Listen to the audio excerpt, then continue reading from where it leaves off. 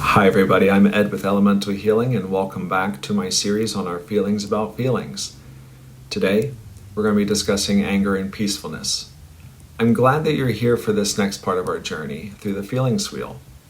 Each emotion that we explore is an ancient, adaptive, and deeply human imperative need. Today, we're going to be discussing our body's original protector and its oldest healer, anger and peace. So let's take a journey back in time, whenever anger was needed. Imagine that our ancestors, thousands of years ago, there was a small tribe of gatherers near the fire when a rival group approaches to steal their food. In an instant, hearts race, muscles tighten, and breath quickens. That surge of heat that we now call anger united the tribe. It wasn't cruelty, it was coordination. Anger fueled courage, focused energy, and drew clear lines. This is ours to defend.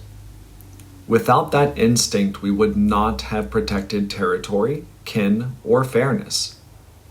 Anger made cooperation possible because it signaled what mattered most. And once the danger passed, peace then arrived. Around that same fire, breathing slowed, laughter returned, and oxytocin rose. That rhythm, fight then rest, that was nature's design for survival. For children, how do these states of mind form? For children, anger is very, very likely the very first way in which the body says, I matter. The toddler's first no is a declaration of existence. When parents meet that energy with curiosity, you're mad because I took the toy. The child then learns that strong feelings can be expressed safely.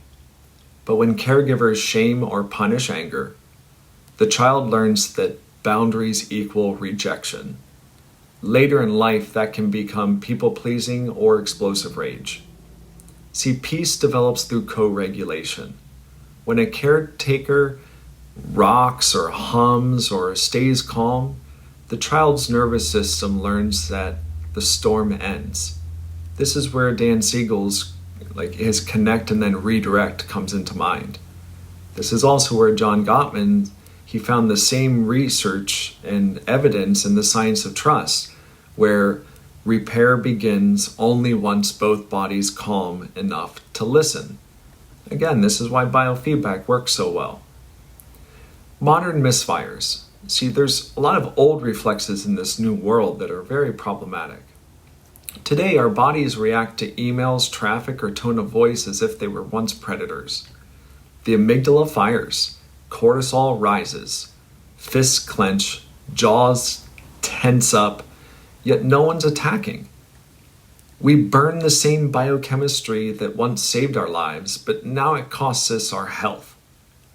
Chronic anger narrows heart rate variability. It floods the bloodstream and it keeps us stuck in defense.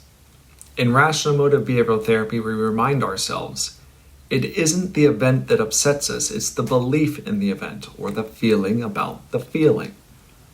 When I notice the thought, this shouldn't be happening, I can replace it with, I wish it were different, but I can handle it. That single reframe opens up the prefrontal cortex and signals safety. How do we get our cooling system up to par in today's standards? This is the integration and the grounding. So let's try it together. I want you to feel your feet on the floor. I want you to drop your jaw and unclench your fists. Inhale through your nose for 4. Feel the cool air moving down into your belly. Hold for 2. And exhale slowly for 6. Letting that heat leave through your own hands. Breathing in, we feel the cold. Breathing out through the mouth, we feel the heat. That's you engaging your body's vagus nerve, the body's own brake pedal. Polyvagal research shows that this is how we return the ventral safety to peace. If you use biofeedback, you can see the change in real time.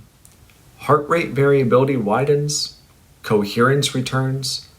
The body does keep the score, but it also writes new chapters when we breathe this way. Healthy repair, modern society. A couple I once worked with, they illustrated this beautifully. They were arguing about chores. They both flooded with anger, voices rose. The husband noticed his pulse pounding and said, "I need 2 minutes to calm down." He walked away, to the kitchen sink. He ran some cold water over his wrists, and then he breathed. When he came back, he said, "I want to solve this, not win this." His partner exhaled, nodded, and then the conversation shifted from blame to collaboration. That's anger transformed into clarity, and peace used as repair. I feel the heat rising in my chest when this is happening. I feel my jaw tighten. That's my body saying something matters. I breathe.